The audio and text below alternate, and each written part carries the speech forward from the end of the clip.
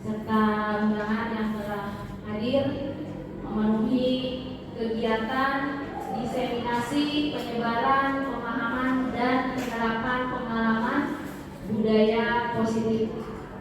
Jadi kegiatan ini adalah salah satu tugas dari pendidikan guru penggerak ya, bersama saya Dede Supriyatningsi, calon guru penggerak angkatan 9 Kota Bekasi. Nah, di sini Bapak Ibu saya sangat mengucapkan terima kasih atas antusias Bapak Ibu untuk mengikuti acara atau kegiatan yang mana tema ini diambil dari tugas 1.4. Jadi modul 1, submodul 1.4. Nah, baik Bapak Ibu, sebelum dilanjutkan saya ingin bertanya dulu nih. Kayaknya udah ada yang ngantuk. Masih semangat Bapak Ibu? Semangat. Bapak Ibu sudah tahu dan nah, di sini ada konsep budaya positif. Ya, ada konsep budaya positif. Di sini ada 8. Ada 8 konsep yang akan saya paparkan pada kegiatan hari ini. Yang pertama adalah perubahan paradigma belajar. Lalu ada disiplin positif, ada nilai-nilai kebajikan, lalu ada kebutuhan dasar manusia. Yang selanjutnya adalah motivasi perilaku manusia, posisi kontrol guru, keyakinan kelas, dan segitiga restitusi. Nah, kira-kira dari ke-8 konsep inti dari budaya positif, mana yang belum pernah Bapak Ibu dengar atau masih ini apa ya maksudnya? Kira-kira yang mana? Segitiga restitusi. Sama Bapak Ibu. Saya juga sebelum masuk atau mengikuti pendidikan guru penggerak, segitiga restitusi. Saya tahunya segitiganya saja. Kalau segitiga pasti bentuknya 3 ya Bu, gitu kan? 3. Nah, si restitusinya itu apa? Gitu. Ternyata si segitiga restitusi itu adanya belakangan, paling akhir. Berarti mau tidak mau saya harus dulu membuka ke-7 konsep inti yang lainnya.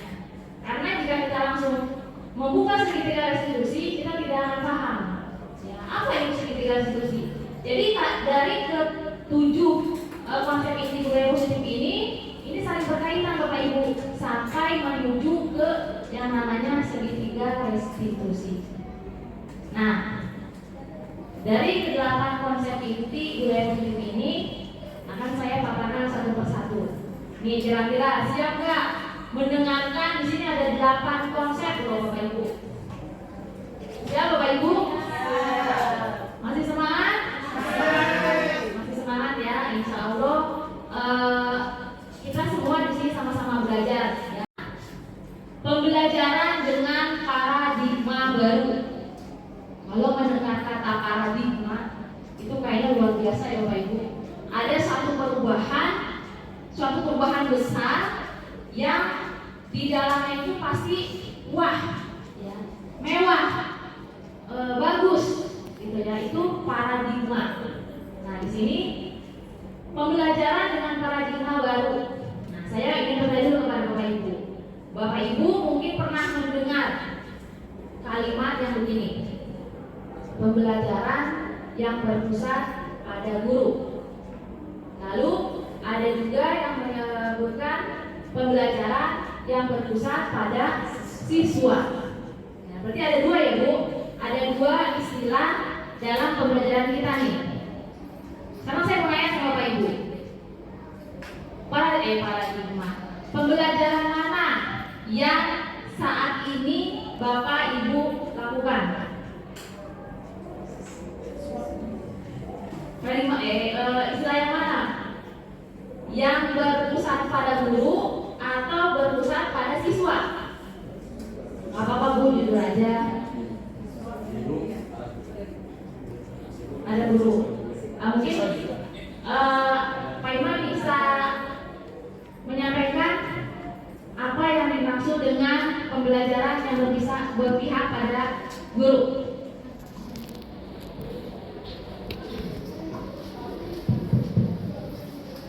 Ya, kalau menurut saya ini pendapat saya ya, kurang tahu benar atau tidaknya. Tapi kalau menurut saya, kalau pembelajaran berpusat pada guru, karena di sini berarti guru yang mengendalikan situasi kelas. Artinya semua pembelajaran guru yang menyampaikan. Sementara mungkin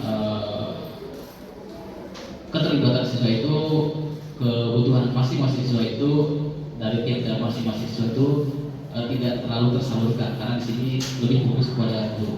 Begitu. Ya, baik, terima kasih Pak Imam. Pembelajaran yang berpusat pada guru.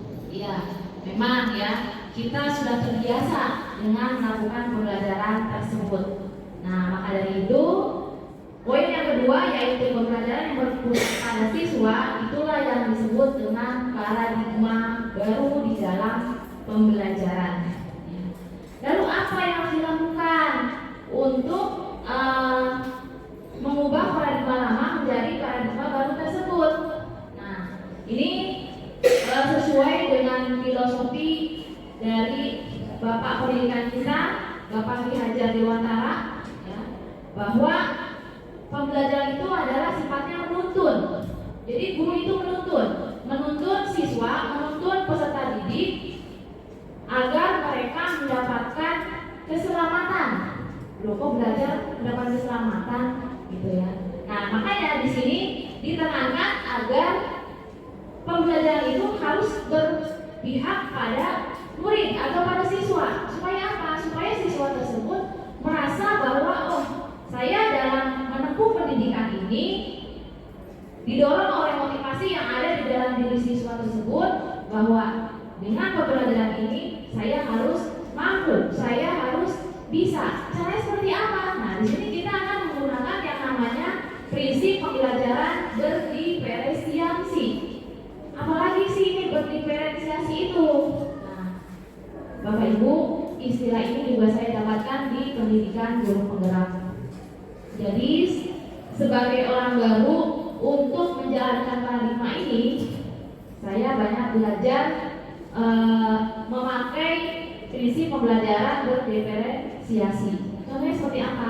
Nah, ini mungkin di sini terlihatnya mengelompok-kelompokkan siswa, ya, sesuai dengan kemampuan, sesuai dengan kodrat yang diterima anak. Seperti kita ketahui bahwa anak terlahir ke dunia itu kan membawa kodratnya masing-masing. Ada yang mungkin cukup nyaman dengan metode pembelajaran ceramah, tapi ada juga yang dengan metode ceramah anak itu bosan. Ya, berarti kita harus mencari metode-metode yang lain. Lalu bagaimana di dalam satu kelas itu membedakan, karena prinsip pembelajaran berdiferensiasi itu adalah memilih atau memilah anak-anak yang sesuai dengan kemampuan dan bakatnya masing-masing. Misalnya kita contoh dalam memberikan pertanyaan ya Bapak Ibu. Ini kita bisa lihat dari sini. Saya sering belajar dari hal-hal kecil saja. Jadi untuk berdiferensiasi ini, misal ada anak yang temanya sama ya, temanya tetap sama. Temanya satu, kita mengajar dengan tema apa itu temanya tetap satu. Atau lingkup materinya itu sama. Tetapi cara menyampaikannya berbeda Bapak Ibu kepada siswa tersebut. Misalnya sebagai sumatif awalnya yang sekiranya kan kalau sumatif awal semua ikut ya. Nah, dari hasil sumatif itu kita akan mengetahui ini siswa mana yang bisa, mana siswa yang kurang bisa, atau bahkan yang melampaui bisanya. Nah, dari sini kita bisa lihat, berarti di tema ini kita kelompokkan. Dalam memberikan soal, dalam memberikan latihan-latihan, juga kita menyesuaikan sejauh mana atau semampu mana anak tersebut dapat menyelesaikan lingkup materi tersebut. Ya, misalkan kalau anak yang memang kurang, kita kasih contoh soal pilihan ganda. Kan kalau pilihan ganda kan untuk pilihan jawabannya ada ya Bapak Ibu. Jadi mereka hanya tinggal mengingat-ingat.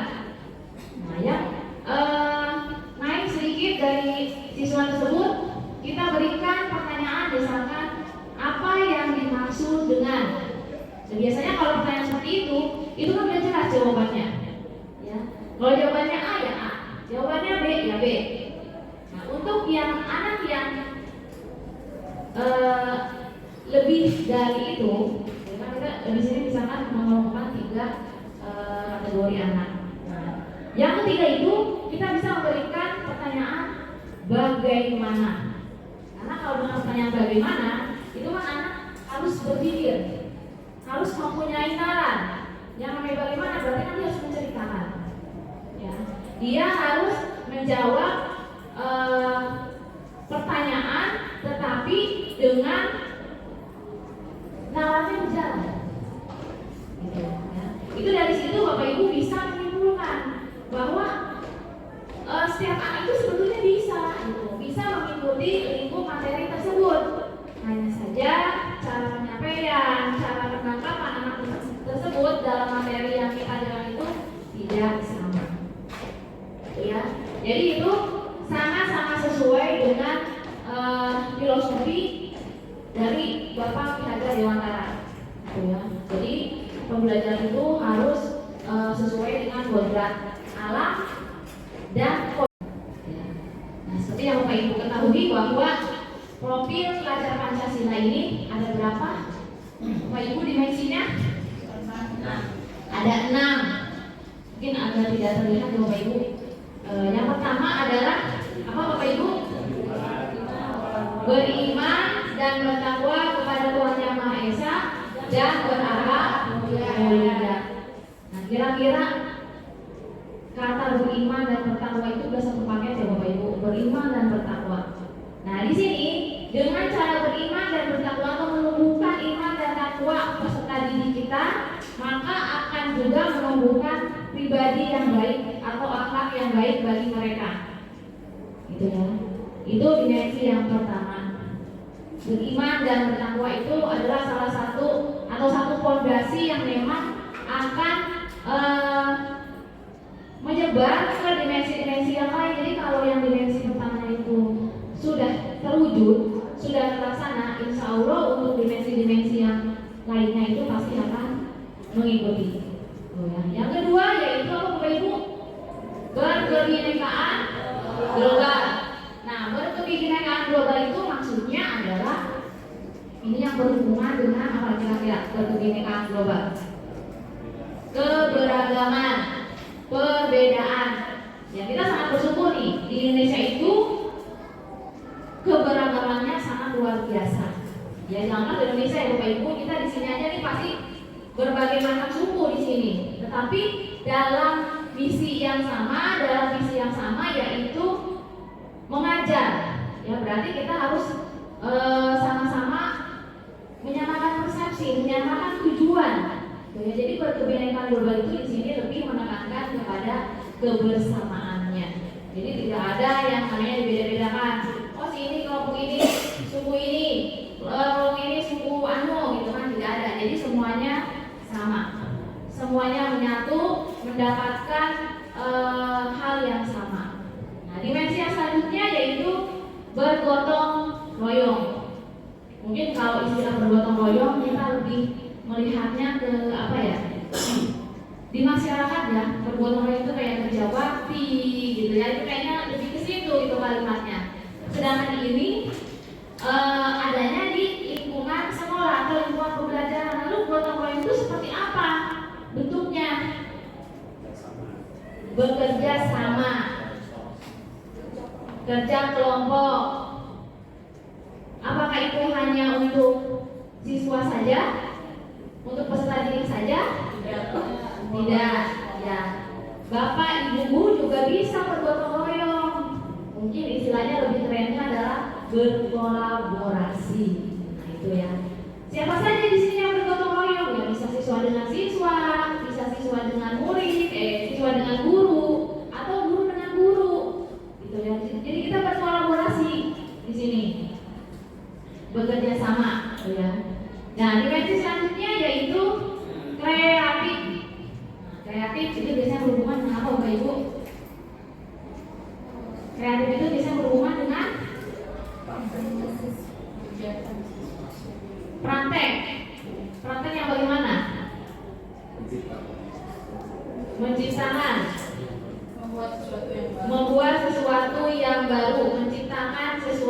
baru, itu kreatif berarti ya, memunculkan hal yang baru. Nah, di sini tugas kita adalah apa?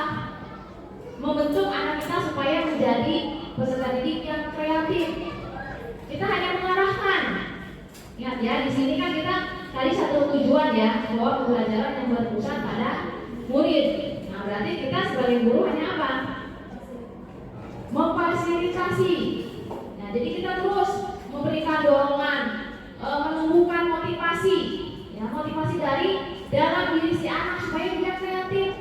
Ya, bahkan ada anak yang mungkin kelebihan kreatifnya justru kita sering menegur, ya, sering menegur atau mungkin justru menyalahkan, itu ada seperti itu ya.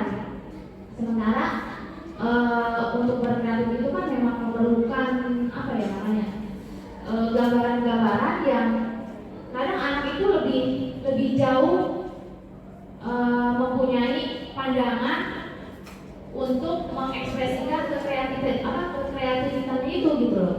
Sementara kita guru kadang terbatas, tidak bisa membaca ini tujuan anak itu kemana sih gitu. Nah, dari situ kadang muncul perasaan kita ya, loh kok ini anak tidak sesuai dengan tidak sesuai dengan apa yang guru itu ajarkan misalnya. So, ya itu jadi kreatif itu sebetulnya kebebasan untuk menciptakan sesuatu hal yang baru. Ya, itu dimensi yang keempat, yaitu yang kreatif. Lalu dimensi yang kelima di sini adalah bernalar kritis. Nah, kira-kira dimensi mengenai bernalar kritis itu apa ya, Bapak Ibu? Tadi sedikit sudah kita singgung. Bernalar kritis. Apa kira-kira? Contohnya? Apa Pak? Bu? Bernalar kritis mempunyai pemikiran yang luas, itu ya. Jadi tidak hanya sebatas kalau dalam konsep, berarti dia tidak hanya sebatas mengetahui konsep tersebut, tetapi dia bisa mengembangkan konsep-konsep tersebut. Ya, itu bernalar kritis. Lalu yang terakhir dari dimensi profil pelajar Pancasila yaitu mandiri. Nah, ini dia. Yang dimensi mandiri inilah yang sangat harus kita pupuk. Dari yang awal sudah saya katakan bahwa membangun motivasi dari dalam diri siswa tersebut adalah untuk menjadikan siswa tersebut adalah siswa yang mandiri. Ya. Nah, itu Bapak Ibu, jadi 6 dimensi profil pelajar Pancasila yang sangat mendukung pada pembelajaran paradigma baru. Jadi cukup 6 dimensi ini saja Bapak Ibu mengaturnya. Ya. Tapi dari ke-6 ini sangat luar biasa jika anak didik kita, peserta didik kita sudah tertanam di dalam diri mereka ke-6 dimensi ini. Jadi kita tinggal jalan-jalan saja. Ya. Dari pembelajaran dengan paradigma baru, mungkin dari Bapak Ibu punya pengalaman saat mengajar di kelas, bertemu dengan peserta didik. Ada yang mau berbagi pengalaman di sini tentang paradigma baru? Dulu mungkin yang saya jujur ya, kalau saya di sini untuk pembelajaran paradigma baru ini masih sangat minim. Karena ya kita masih sama-sama belajar, sama-sama menapaki ini gitu kira-kira yang cocok. Kan kalau pembelajaran kita harus disesuaikan dengan budaya sekolah juga, sesuai dengan karakteristik yang ada di sekolah kita juga. Kita tidak bisa memaksakan menumbuhkan pembelajaran paradigma baru tetapi tidak sesuai dengan budaya yang ada di sekolah kita. Mungkin Bu Dewi bisa berbagi pengalaman. Apa Pak? Bu? Benar kritis? Mempunyai pemikiran yang luas gitu ya. Jadi tidak hanya sebatas kalau dalam konsep, berarti dia tidak hanya sebatas mengetahui konsep tersebut, tetapi dia bisa mengembangkan konsep-konsep tersebut. Yang itu bernalar kritis. Lalu yang terakhir dari dimensi profil pelajar Pancasila yaitu mandiri. Nah, ini dia. Yang dimensi mandiri inilah yang sangat harus kita pupuk.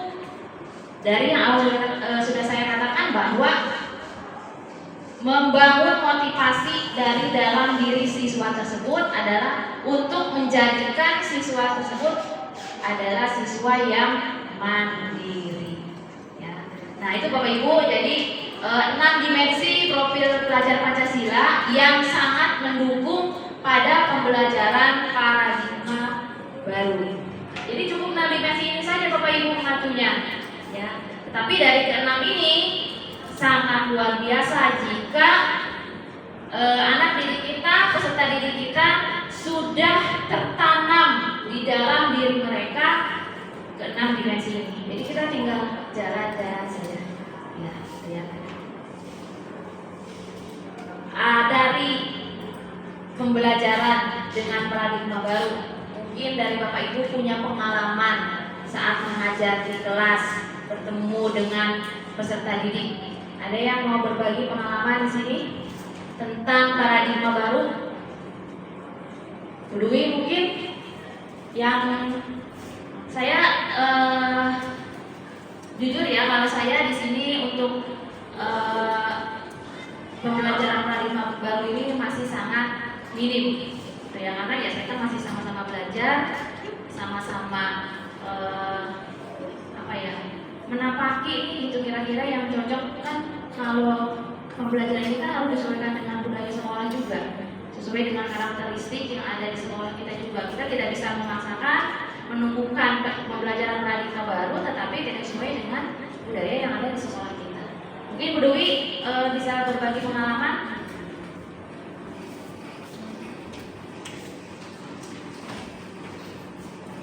Oke, bismillahirrahmanirrahim. Assalamualaikum warahmatullahi wabarakatuh. Mungkin kalau untuk pembelajaran paradigma baru belum terlalu tercipta banget ya Bu, karena saya juga masih tahap belajar. Cuma pengalaman saya kemarin ketika PPG, untuk anak itu menjadi kreatif, benar kritis, saya menggunakan sesuai dengan sarana prasarana yang ada di sekolah kita kebetulan. Karena kita ada wifi-nya, terus anak-anak juga boleh membawa handphone, saya menggunakan media pembelajaran TPACK-nya saya pakai dengan cara mungkin saya bisa menggunakan aplikasi Kahoot ketika anak-anak itu ketika materinya sebelum materi itu dimulai, mungkin kita harus ada pretest dulu supaya kita bisa memberikan semangat kepada anak-anak. Caranya bagaimana? Kalau saya kemarin itu menggunakan aplikasi Kahoot, jadi anak 3 terbaiknya nanti kan tampil di podium di gambar infocus yang biasa dilihat ya. Jadi anak-anak itu bersaing dengan cara kita harus menjawab yang paling banyak benarnya dari 10 pertanyaan yang saya kasih. Nanti 3 terbaiknya itu mungkin kayak saya kasih reward, tidak harus besar, cuma kayak biskuit gitu aja atau beng-beng sih. Cuma dari situ anak termotivasi. Atau pengalaman saya, ternyata anak itu bisa pada saat pembelajaran dia bisa lebih fokus karena berarti minggu depan ada pretest.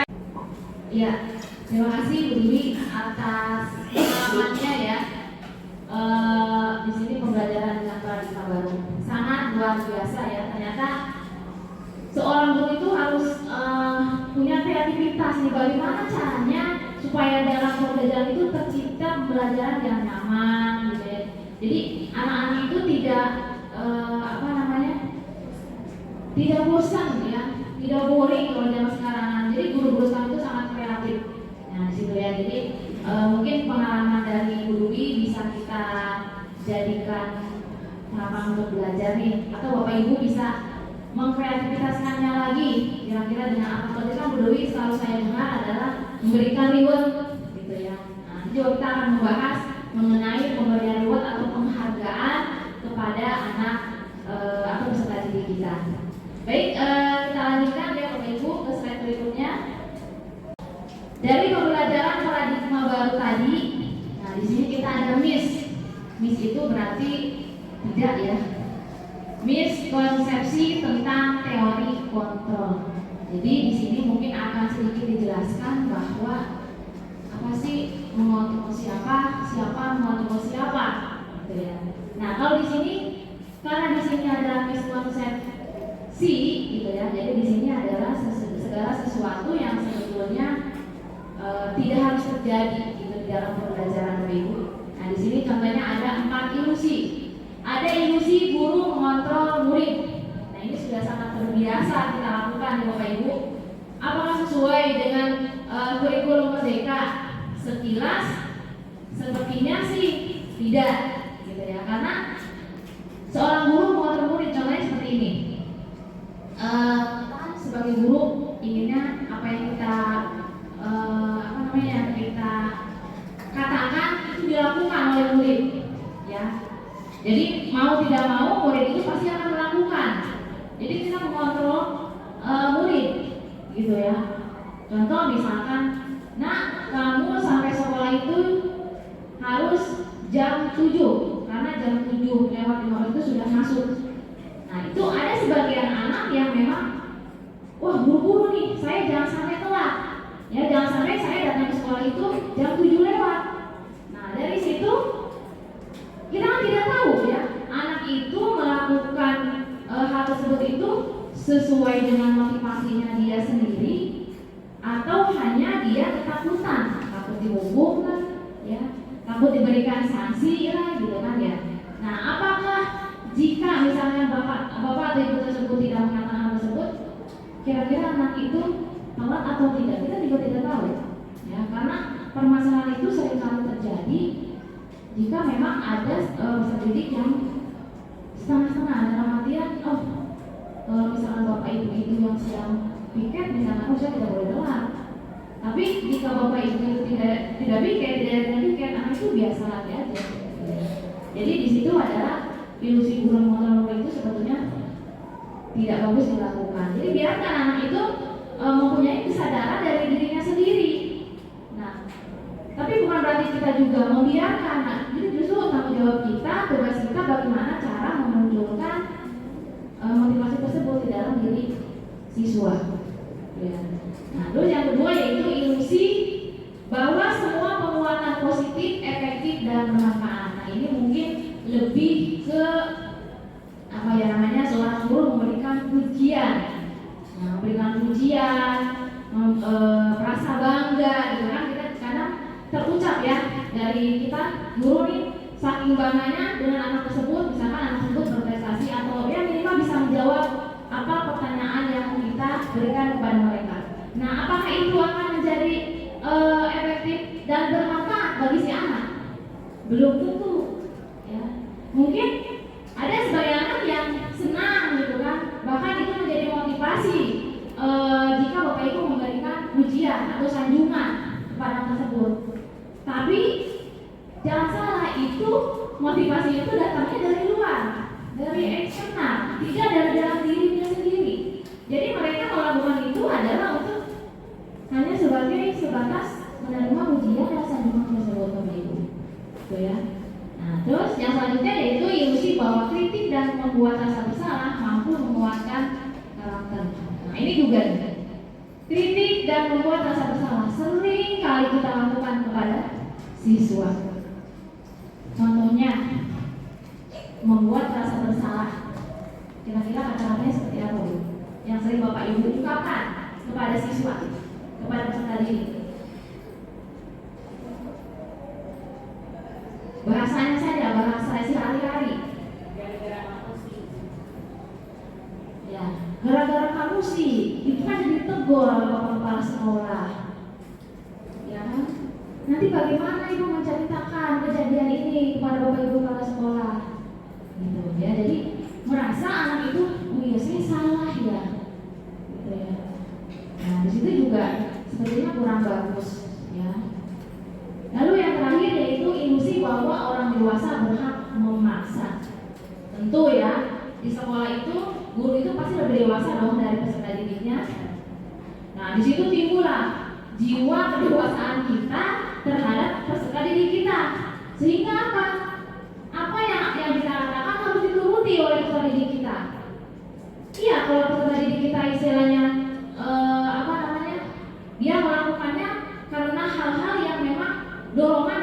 dirinya. Tapi kalau tidak, nah ini juga akan berubah terus gitu kan. Hari ini dia bisa baik, ya kan? Hari ini dia bisa baik karena yang memaksa ibu ini, gitu kan. Tapi di hari berikutnya karena tidak ada keyakinan dalam dirinya, itu bisa saja berubah lagi. Nah ini ya, jadi hal-hal ilusi ini mungkin banyak Bapak Ibu yang sering dilakukan di sekolah. Khususnya saya juga sering ya melakukan hal seperti ini tanpa disadari gitu ya. Ternyata ini menimbulkan aura-aura negatif di dalam budaya positif yang tujuannya kan itu ya, pembelajaran yang berpihak pada murid. Jadi sebenarnya hal-hal seperti ini itu tidak berpihak ya Bapak Ibu, tidak berpihak kepada murid. Karena di sini kita memposisikan diri kita adalah, nih saya paling terkuat di sini seorang guru, gitu ya. Jadi bebas mengontrol murid dalam artian yang negatif, mengontrolnya ya tentunya. Lalu penguatan positif, efektif dan bermanfaat. Jadi belum tentu yang positif itu bisa bermanfaat bagi anak didik kita. Ya contoh tadi yang sanjungan dan itu ya, itu memang positif. Tapi apakah bermanfaat? Itu ya pertanyaannya. Lalu mengkritik dan membuat rasa bersalah. Ini yang paling sering kita lakukan, gitu ya. Lalu yang terakhir adalah ilusi bahwa dewasa berhak memaksa. Itu sih sudah mungkin udah jurus terakhir ya, memaksa. Aku mau mengikuti aturan itu atau tidak? Seperti itu ya Bapak Ibu. Paradigma stimulus respon, kita berubah ke pendekatan teori kontrol. Di sini hanya ada beberapa contoh saja Bapak Ibu, jadi supaya kita bisa membedakan mana itu yang masih masuk ke stimulus respon dan mana yang sudah masuk ke pendekatan teori kontrol. Yang pertama adalah di sini. Mungkin kita bisa membedakannya kalau stimulus itu ya yang di belakang ya Bapak Ibu. Nah, untuk yang teori kontrolnya itu yang di depan, yang harus kita lakukan untuk menunjang pembelajaran yang berada pada murid tersebut. Nah, yang pertama adalah realitas atau kebutuhan kita sama. Dulu kita mungkin berpandangan seperti itu. Kebutuhan kita sama nih, menerima pendidikan, gitu ya, belajar. Ternyata di teori kontrol mengatakan bahwa kebutuhan kita berbeda. Itu tadi sesuai dengan pembelajaran diferensiasi tadi, berbeda-beda Bapak Ibu. Ya, setiap anak itu berbeda-beda. Lalu yang kedua, semua orang melihat hal yang sama. Menurut teori kontrol, setiap orang memiliki gambaran berbeda. Jadi setiap orang memiliki cara pandang berbeda. Gambaran mereka berbeda. Jadi tidak boleh menyamakan. Ya. Lalu yang ketiga yaitu kita mencoba mengubah orang agar berpandangan yang sama dengan kita. Sedangkan di teori kontrolnya yaitu kita berusaha memahami pandangan orang lain tentang dunia misalnya. Jadi kita tidak punya kekuatan ya untuk mengubah orang itu agar mempunyai pandangan yang sama dengan kita. Kita tidak bisa Pak memaksakan itu. Tetapi yang bisa kita lakukan yaitu coba memahami apa pandangan dari pandangan yang berbeda tadi itu.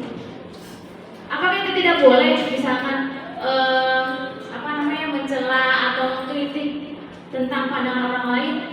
Sah-sah saja gitu ya. Tapi pada akhirnya karena yang mengendalikan diri kita itu kan diri kita sendiri. Kita tidak bisa memaksa, kita tidak bisa mengendalikan orang lain. Mungkin kita bisa mengendalikan orang lain, tapi hanya sesaat saja.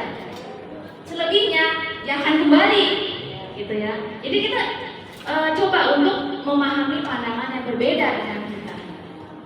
Berarti itu harus terima. Yang namanya memahami itu kan tidak mesti harus menerima. Yang penting kita mendengarkan. Itu ya. Nah, kita langsung ke materi disiplin positif. Masih semangat Bapak Ibu? Masih semangat, alhamdulillah ya. Nah, ini disiplin positif. Disiplin berasal dari kata disiplina yang aslinya belajar. Jadi disiplin itu bukan berarti dihukum gitu ya. Ternyata disiplin itu adalah belajar Bapak Ibu. Berarti yang namanya belajar bagaimana? Pasti pernah ada salahnya. Yang namanya belajar kan gitu ya. Kita justru bisa itu karena belajar, jatuh bangun, akhirnya bisa naik sepeda gitu. Nah, akhirnya kan lancar. Nah, disiplin artinya belajar. Disiplin Disiplin mengacu pada disiplin diri yang memiliki tanggung jawab terhadap apa yang dilakukannya berdasarkan nilai-nilai yang diyakini. Nah itu tadi, seperti yang sudah saya katakan di awal, membangun motivasi dari dalam dirinya sendiri.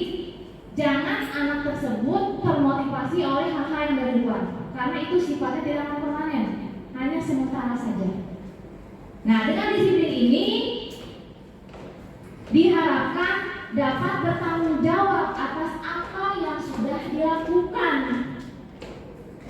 Nah, jadi saat anak tidak disiplin, itu berarti keluarnya jangan hukuman, keluarnya jangan sanksi, tetapi keluarnya mereka harus meyakini nilai-nilai yang sudah disepakati. Yang tadi itu, yang tadi peraturan nanti akan menjadi keyakinan kelas. Nah ini yang nanti akan kita bahas. Jadi disiplin itu adalah bagaimana mereka memiliki disiplin diri yang harus dipertanggungjawabkan sesuai dengan apa yang sudah dilakukan. Jadi jangan sampai disiplin itu justru memaksa peserta didik kita untuk menghindari hukuman atau sanksi. Disiplin positif merupakan salah satu cara penerapan disiplin yang bertujuan untuk menumbuhkan kesadaran serta memberdayakan peserta didik tanpa imbalan penghargaan atau reward. Tadi yang sempat Bu Dewi katakan, ya, itu tidak sangat memberikan penghargaan atau reward. Tapi alangkah baiknya jika kita sedang menumbuhkan disiplin positif, tumbuhkanlah disiplin itu dari apa? Dengan cara menumbuhkan kesadaran sendiri, tanpa ada iming-iming penghargaan atau reward. Nah itu akan menjadi berkelanjutan. Tapi kalau misalkan Bapak Ibu, saya lebih suka misalkan memberi reward, silahkan. Tetapi coba nanti Bapak Ibu kasih penilaian, apakah anak Tuhan disiplin terus? Gitu ya. Nah itu pasti akan ada perbedaannya. Nah jadi kita sebagai peserta sebagai pendidik atau guru, tujuan kita adalah menciptakan peserta didik yang memiliki disiplin diri sehingga mereka berperilaku mengacu kepada nilai-nilai kebajikan universal. Nah ini apalagi nilai-nilai kebajikan universal. Dan memiliki motivasi intrinsik dalam perubahan perilaku ke arah yang lebih baik. Nah sampai sini kita sudah bisa mengambil kesimpulan ya, bahwa motivasi yang berasal dari dalam diri anak itu sangat penting untuk menciptakan disiplin positif. Agar anak itu benar-benar meyakini jika saya melanggar kedisiplinan itu, tidak perlu ada hukuman, tidak perlu ada ancaman. Mereka akan bertanggung jawab sendiri dengan apa yang mereka indisipliner tadi itu. Jadi tugas kita sebagai pendidik menciptakan pendidik yang memiliki disiplin diri, tetapi yang datangnya dari dalam diri peserta didik tersebut. Ya, Bapak Ibu, itulah yang dimaksud dengan disiplin positif. Nah sampai sini ada hal baru lagi, yaitu nilai-nilai kebajikan universal. Apalagi nilai-nilai kebajikan universal? Ya. Nilai-nilai kebajikan, mungkin bahasanya agak sedikit kurang familiar di telinga kita. Nilai-nilai kebajikan. Apa yang maksud dengan nilai kebajikan? Nilai yang disepakati bersama, lepas dari suku, bangsa, agama, bahasa maupun latar belakangnya. Berarti pasti ini nilai-nilai yang baik, Bapak Ibu, nilai-nilai yang positif. Nah, sebagai gambarannya di sini ada contoh nilai kebajikan institusi atau organisasi. Mungkin masih banyak Bapak Ibu, saya hanya mengambil 3 contoh saja. Nah, ini contoh kata-katanya. Tadi yang sudah kita bahas seperti Pancasila ada 6. Ini juga merupakan nilai-nilai kebajikan. Lalu ada 2 dari IBO Millenials Program. Ini kata-kata kebajikannya atau nilai-nilai kebajikannya.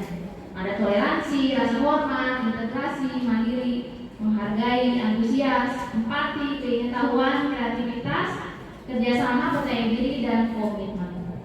Lalu ada dari keterampilan hidup, dapat dipercaya, lurus hati, pendengar yang aktif, tidak merendahkan orang lain, dan memberikan yang terbaik dari diri. Nah, ini contoh-contoh kata-kata nilai kebajikan. Nah, jadi untuk menerapkan disiplin positif tadi, Bapak Ibu nanti bisa menggunakan contoh-contoh nilai ini. Ya, contohnya misalkan toleransi. Karena toleransi itu kan banyak Pak Bu hal-hal yang bisa kita pakai di kata-kata toleransi. Misalnya contohnya apa? Hal yang bisa diterapkan dengan kata toleransi atau dengan nilai kebajikan toleransi. Contohnya, ya menghargai teman sedang beribadah. Karena kan ada anak yang lagi sholat khusyuk-khusyuk. Nah, berarti dia sudah apa? Dia sudah melanggar. Ya. Oke, kita lanjutkan. Agar nilai-nilai kebajikan yang universal tadi bisa terlaksana atau terwujud, terlebih dahulu kita harus mengetahui kebutuhan dasar manusia. Karena setiap orang kalau kebutuhan dasar tidak terpenuhi atau belum terpenuhi kan tidak konsentrasi ya Bapak Ibu. Ya, tidak konsentrasi, terus ada yang kurang, ya, dia tidak fokus. Jika kebutuhan dasarnya saja tidak terpenuhi. Apa ini kebutuhan dasar? Kebutuhan dasar manusia adalah segala sesuatu yang kita lakukan untuk mendapatkan apa yang kita inginkan. Seluruh tindakan yang kita lakukan memiliki tujuan tertentu dan semua usaha terbaik yang kita lakukan adalah dalam rangka agar kebutuhan dasar kita terpenuhi dengan baik. Nah, di sini ada beberapa kebutuhan dasar manusia. Ternyata ada 5 saja. Ada 5 kebutuhan dasar manusia. Yang pertama adalah bertahan hidup. Apa saja isinya di sini? Ada kebutuhan primer, sekunder, tersier, keamanan dan kesehatan. Lalu yang kedua adalah kasih sayang dan rasa diterima. Contohnya dipedulikan, berbagi, kerjasama, menjadi bagian dalam kelompok. Yang ketiga adalah kebebasan. Mandiri, memiliki pilihan, mencoba hal baru, mampu mengendalikan anak dirinya. Yang keempat, penguasaan, harga diri, keinginan untuk dianggap, memimpin, berprestasi, diakui, didengar. Lalu yang terakhir adalah kesenangan, bermain, humor, antusiasme, tertawa. Jadi 5 kebutuhan dasar manusia ini sudahkah Bapak Ibu perhatikan saat Bapak Ibu akan mengajar di kelas? Karena jika kebutuhan dasar terutama kepada peserta didik tidak terpenuhi kelima ini, pasti belajarnya tidak akan fokus, tidak akan konsentrasi. Contoh misalkan bertahan hidup, saya belum makan Ibu, roncongan, anak masih gelisah, ya. Terus misalkan kasih sayang dan rasa diterima nih, menjadi bagian dalam kelompok misalkan. Bapak Ibu kan sekarang musimnya belajar berkelompok ya. Nah ternyata di dalam kelompok itu misalkan isinya 5, ada 1 orang yang diam, nggak mau kerja, nggak mau ngapa-ngapain, diam aja. Terus ditanya kenapa kamu gitu kan, tidak bekerja sama dengan kelompoknya. Saya kan bukan bagian dari mereka Bu. Nah ternyata setelah diselidiki, jadi kita tidak boleh langsung menghardik gitu. Kita tanya dulu alasannya kenapa. Ternyata si anak satu itu bukan teman bermain keempat itu. Jadi dia merasa apa? Merasa terasingkan, tidak menjadi bagian di kelompok itu. Terus bagaimana? Apakah ganti kelompok? Nah, itu kita harus berusaha menanamkan rasa kerjasama ke anak tersebut tetap di kelompok itu. Hanya saja kita harus tahu dulu rasanya seperti apa. Tuh ya. Itu contoh-contohnya. Banyak Bapak Ibu mungkin di sini kayak kesenangan, bermain, humor, gitu kan. Mungkin dalam belajar juga dalam serius-serius. Jadi kita bisa sampai tertawa atau bermain, humor, biasanya anak-anak lebih suka. Itu ya Bapak Ibu. Jadi dari 5 kebutuhan dasar manusia ini coba kita perlahan untuk memahami ya. Kita memposisikan diri kita kalau ada di posisi ini. Itu ya. Masih lanjut Bapak Ibu? Apa bagaimana? Ada pertanyaan atau pendapat mengenai 5 kebutuhan dasar manusia? Kita lanjut saja ya. Kita motivasi perilaku manusia. Kita lihat. Nah, untuk menghindari ketidaknyamanan atau hukuman, untuk mendapatkan imbalan atau penghargaan dari orang lain, nah itu masuk motivasi eksternal. Ya, jadi motivasi itu adalah alasan manusia itu melakukan sesuatu itu. Ya, yang tabel pertama dan kedua itu termasuk ke motivasi eksternal. Nah ini yang motivasi internal ini yang harus kita pupuk untuk menjadi orang yang mereka inginkan dan menghargai diri sendiri dengan nilai-nilai yang mereka percaya. Jadi membutuhkan motivasi dari dalam diri mereka sendiri. Misalkan dia telat, hukumannya seperti ini, mungkin mereka tidak tahu. Terus berupa hukuman fisik atau psikis, bahkan ya. Kalau fisik mungkin sering terlihat, tapi kalau psikis kita tidak tahu anak itu akan menjadi apa. Lalu ada konsekuensi. Nah, kalau konsekuensi itu sudah pasti terencana atau disepakati sesuai peraturan. Jadi ininya beda ya. Misalnya kalau hukuman atau konsekuensi mungkin dalam penyampaian ke anaknya pun beda. Misalkan kamu tahu konsekuensinya apa? Berarti kan ada sesuatu yang sudah disepakati di situ. Murid tetap dibuat tidak nyaman, ya sudah pasti. Karena yang namanya menerima konsekuensi pasti kan dia harus melakukan hal-hal untuk menebus kesalahannya itu. Ya. Terus sikap guru selalu memonitor murid, jadi dilihatin aja. Anak itu dikontrol terus, si ini pasti sini telat, pasti sini gitu ya. Nah ini restitusi tadi. Proses menciptakan kondisi bagi murid untuk memperbaiki kesalahan. Dan proses kolaborasi yang mengajarkan murid untuk mencari solusi sendiri. Itu ya Bapak Ibu. Kita langsung lanjut saja. Role guru ya Bapak Ibu. Nah jadi sekarang Bapak Ibu silahkan menilai masing-masing kita pernah melakukan posisi yang mana. Ya, apakah satu sebagai penghukum, kedua sebagai yang kedua pembuat rasa bersalah, yang ketiga teman, yang keempat pemantau, dan yang kelima adalah manajer. Jadi Bapak Ibu silahkan memilih posisi mana yang. Nah di sini saya membuatkan contoh Bapak Ibu.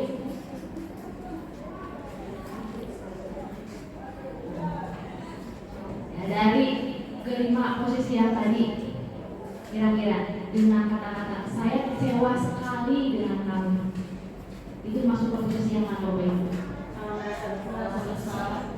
Rasa bersalah.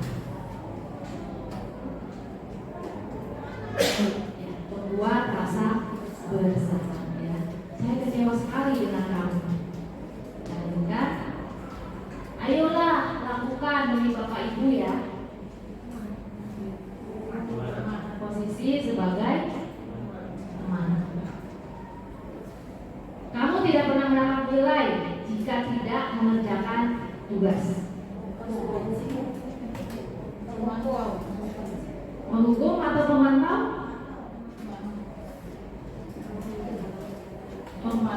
Pemantau deh. Ya, karena di situ sudah ada konsekuensinya. Jadi berarti kalau sudah ada konsekuensinya, dia sudah mengetahui. Ya, jika dia tidak pernah mengerjakan tugas, berarti tidak akan mendapatkan nilai. Jadi sudah ada konsekuensi atau keyakinan yang disepakati. Kamu tidak pernah benar melakukannya. Penghukum. Kita lihat apakah penghukum. Ya. Terakhir adalah apa rencana untuk menyelesaikan masalah ini? Jadi dari kelima kontrol tersebut Bapak Ibu, kita berusaha untuk memposisikan diri kita itu adalah sebagai manajer. Jadi di dalamnya kita memberikan kesempatan kepada anak tersebut untuk mencari solusi ya dari kesalahan yang mereka lakukan. Nah, dari solusi itu disepakati ya, sepakati. Contoh tadi si Naret katanya akan memasang alarm gitu ya, dan meminta tolong ibu dan kakaknya untuk membanggakan. Itu kan solusi dari dia, bukan kita yang beri solusi. Tetapi kita perlu membuat keyakinan dulu, kesepakatan dulu. Jadi kan dia ditanya ya oleh gurunya, apakah keyakinan atau kesepakatan kelas kita, gitu kan? Nah, dia tahu sebenarnya berarti kelas kemarin sudah membuat kesepakatan atau keyakinan kelas, sehingga dia melanggar keyakinan dan kesepakatan kelas tersebut. Dan sebenarnya disuruh mencari solusinya sendiri bagaimana. Karena kalau kita yang memberikan solusi, itu belum tentu, misalkan kayak tadi di rumahnya, emang gak ada orang di rumahnya. Ya siapa tahu dia memang yang berangkat paling siang, bapak ibunya berangkat pagi. Jadi kita serahkan solusinya kepada si peserta didik tersebut, gitu ya Bapak Ibu, untuk memposisikan diri sebagai kontrol guru. Nah, keyakinan kelas. Mengapa keyakinan kelas? Bukan peraturan kelas. Ada yang tahu? Ya, jadi kalau keyakinan kelas itu kesepakatan bersama dan diyakini oleh peserta didik. Ya, lain dengan peraturan. Kalau peraturan kelas itu biasanya hanya satu arah saja dari kita. Ya, Ibu. Jadi alhamdulillah sudah paham nih antara keyakinan dan peraturan. Nah, di sini ini salah satu contoh keyakinan kelas yang dibuat. Pembuatan keyakinan kelas sifatnya abstrak, berupa pernyataan universal, jadi umum, ya, umum, dibuat dalam pernyataan positif. Dalam artian tidak boleh ada kata negatif. Kalau kita kan banyak negatif ya, dilarang buang sampah sembarangan, dilarang berlarian. Coba dilarang buang sampah sembarangan, kira-kira kalimat positifnya gimana? Dilarang berlarian, berjalanan di tempat yang sudah disediakan. Buang kata-kata dilarang, buang kata-kata tidak boleh, diganti dengan kalimat yang positif. Kan kalau kalimat positif lebih enak ya Bu, didengarnya, dibacanya itu lebih enak. Lalu sedikit saja yang mudah diingat. Jadi yang dibuatnya adalah nilai kebajikannya aja, kayak model toleransi. Nanti penjabarannya boleh, toleransinya apa aja, gitu. Indikatornya apa saja boleh. Misalkan terus toleransi, terus misalkan menghargai, nanti apa saja boleh. Terus disiplin banyak kan, memakai seragam, datang ke sekolah itu banyak. Jadi silakan indikatornya bisa dikembangkan sesuai dengan kondisi kelas dan sekolah sehingga mudah diterapkan. Lalu semua warga sekolah dan warga kelas dilibatkan saat membuat keyakinan kelasnya. Kalau sekolah berarti satu sekolah, tapi kalau kelas berarti hanya satu kelas saja dilibatkan anak-anaknya. Itu ya Bapak Ibu. Nah, contohnya seperti ini, dibuat warna-warni biar menarik. Segitiga restitusi yang terakhir. Suatu proses dialog yang dijalankan oleh guru agar dapat menghasilkan murid yang mandiri dan bertanggung jawab. Jadi segitiga restitusi ini dipakai jika kita menemui peserta didik yang berbuat kesalahan. Ada 3 hal yang harus dilakukan. Yang pertama adalah menstabilkan identitas. Yang kedua, validasi tindakan yang salah. Dan yang ketiga adalah menanyakan keyakinan. Nah, yang ketiga ini adalah berhubungan dengan pembuatan keyakinan kelas tadi. Jadi kita jangan memberikan menanyakan keyakinan sementara keyakinan kelasnya belum dibuat. Jadi anak kan maksudnya tidak ini ya, tidak yang saya melanggar, gitu ya. Jadi di situ bisa terlihat. Nah, di sini menstabilkan identitas. Berdasarkan prinsip membuat kesalahan adalah bagian dari proses pembelajaran. Ini contoh kata-katanya. Berbuat salah itu wajar. Jadi saat Bapak Ibu sedang berbicara kepada anak yang membuat kesalahan di bagian menstabilkan identitas, yang pertama adalah berbuat salah itu wajar. Atau tidak ada manusia yang sempurna. Ibu Bapak juga pernah melakukan itu. Ibu Bapak tidak mau mencari siapa yang salah, tapi Ibu Bapak ingin mencari solusi dari permasalahan itu. Jadi intinya kita mencari solusi dari perbuatan yang kita lakukan. Kamu berhak merasa begitu. Jadi kata-kata itu yang bisa Bapak Ibu lontarkan saat ada di posisi menstabilkan identitas. Lalu validasi tindakan yang salah. Berdasarkan prinsip setiap perilaku berupaya memenuhi kebutuhan tertentu. Ya, jadi anak melakukan sesuatu itu pasti dia ada alasannya. Ya, kita bisa melontarkan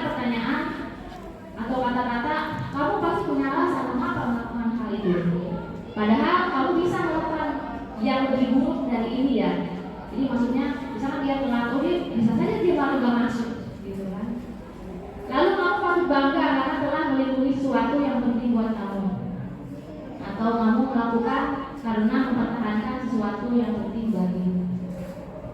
Lalu yang terakhir adalah menyatakan keyakinan. Ini ya. Apa keyakinan kelas kita? Nah, jadi intinya adalah kita harus membuat keyakinan kelas dulu. Nilai-nilai apa yang harus sepakati bersama? Seperti apa gambaran sebuah kelas yang ideal menurut kamu? Kamu ingin menjadi orang yang seperti apa?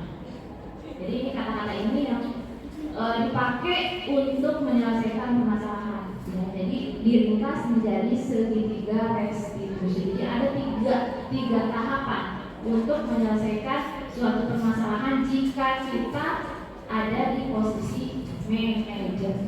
Karena cuma itu yang harus dilakukan. Ya sedikit-sedikit tidak apa-apa ya Bapak Ibu ya. Karena perubahan itu pasti sedikit-sedikit. Tidak perlu langsung jelek-jelek gitu ya. Sedikit-sedikit perubahan, yang penting ada perubahan. Ada perubahan untuk pembelajaran paradigma baru. Ya, tadi sudah disebutkan ada berdiferensiasi, lalu ada apa lagi? Disiplin positif yang datangnya dari motivasi internal dari dalam diri sendiri. Lalu apa lagi? Nilai-nilai kebajikan,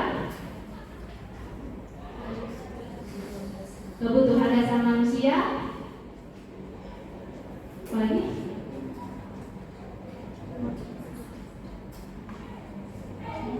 Ada 8 Bapak. Dan yang terakhir adalah restitusi.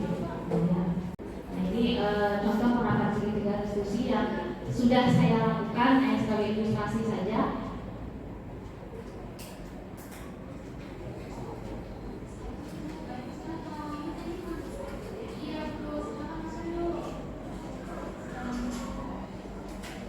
Ini posisi saat distabilkan identifikasi. Jadi menanyakan tentang laporan yang saya terima.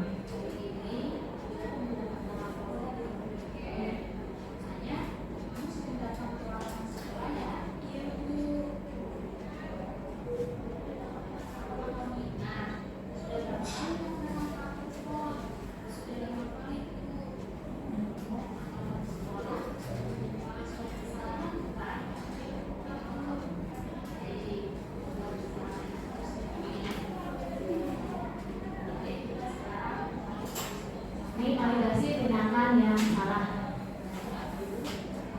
Jadi mengungkapkan apa sih gitu kesalahannya yang sudah dia lakukan. Jadi jangan sampai kita langsung menghargai. Mengungkapkan apa sih gitu kesalahannya yang sudah dia lakukan. Jadi jangan sampai kita langsung menghargai.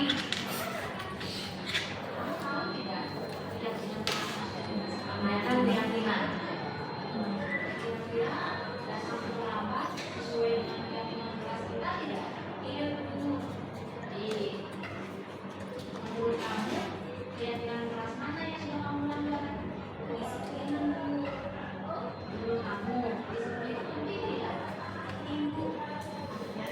Bapak Ibu sudah bisa ya, sudah melihat dari contoh-contoh dari kemarin tadi gitu kan. Jadi kita belajar untuk mengikuti alur segitiga restitusi ini. Memang awalnya sulit Bu, jadi kayak terasa canggung.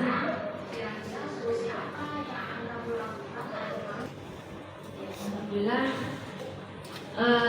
ke-8 konsep inti dari budaya positif sudah Bapak Ibu ketahui ya. Di sini kita sama-sama belajar untuk menerapkan budaya positif yang ada khususnya di sekolah kita. Nah, di sini dalam penerapan program disiplin positif, hendaknya guru memiliki standar kepribadian profesional dan sosial yang baik, di mana guru mampu merefleksikan dirinya dalam posisi kontrol saat ini. Bagaimana perjalanan dirinya sebagai among atau manajer yang menuntun murid menjadi insan yang mandiri, merdeka, dan bertanggung jawab. Mungkin itu yang bisa saya sampaikan pada kesempatan kali ini. Mudah-mudahan budaya positif di sekolah kita itu dapat terwujud, walaupun mungkin jalannya pelan-pelan. Karena kultur kita mungkin tidak sama, jadi cara penanganannya pun pasti berbeda.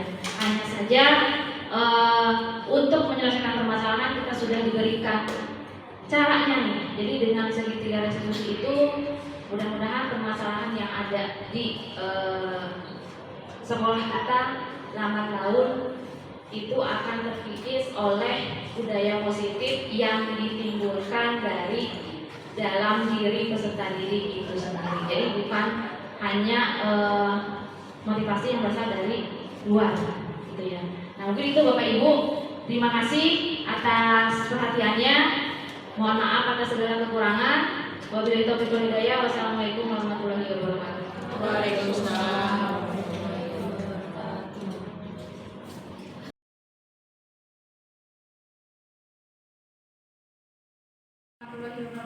Waalaikumsalam warahmatullahi wabarakatuh. Apa kabar semuanya?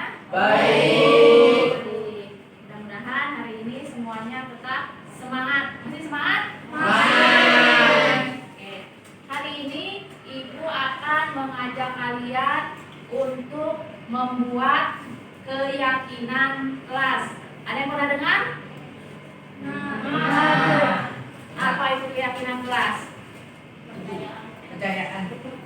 Ya. Mungkin kalau kata keyakinan kalian belum familiar, ya. Kalau peraturan atau kata tertib itu kalian pasti sudah biasa ya, karena kelas itu ada peraturan dan tata tertib. Nah, kenapa harus keyakinan? Kenapa tidak peraturan? Ya. Karena dengan keyakinan kalian akan merasa bertanggung jawab atas nilai-nilai yang kalian yakini. Contohnya apa? Contoh dari keyakinan kelas itu misalkan menghormati antar sesama teman, menghormati guru-guru, ya. Lalu apa lagi contohnya? Misalkan kebersihan. Kebersihan berarti harus ada apa?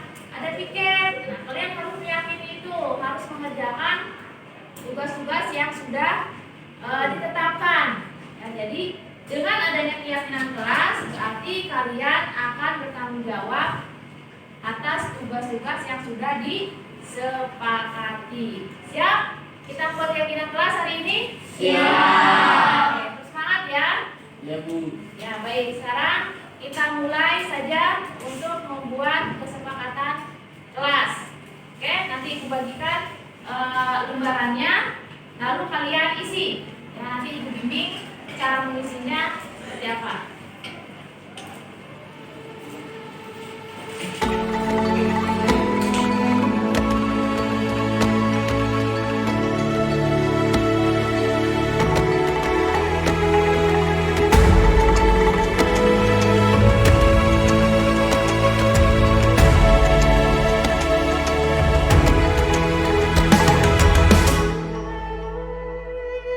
Ayo memilih apa yang kau suka. Merdeka belajar wujud yang nyata. Raih mimpimu juga cita-cita. Generasi emas Indonesia. Profil pelajar Pancasila tanamkan di dalam dada. Profil pelajar Pancasila, cerdas berkarakter itu kita.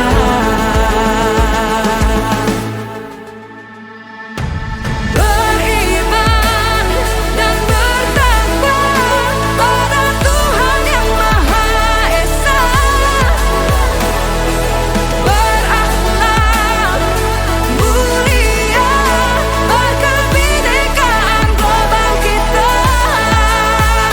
Gotong royong, berjiwa mandiri, berpikir kreatif dan bernalar kritis. Perbedaan bukan suatu halangan untuk kita saling bergandeng tangan. Bineka Tunggal Ika, semboyan negeri kita.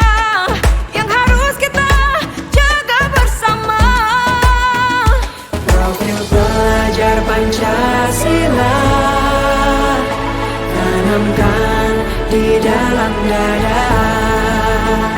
Profil pelajar Pancasila.